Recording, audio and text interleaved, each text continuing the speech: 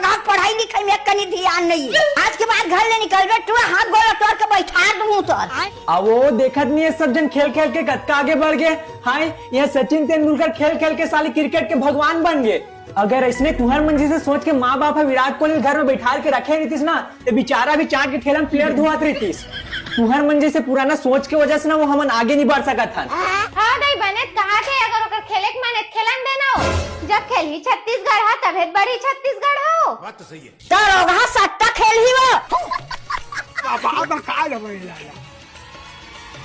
दाई भैया ने सत्ता में एक विकेट से चला हार गए।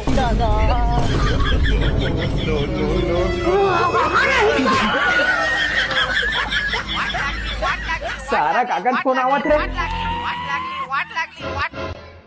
हेलो सुनना भाई, 6 नंबर में 1 एकड़ खेत लऊ लगा दे। क्या तू माटी करके डब्बा ला दे और झुंझी दिखा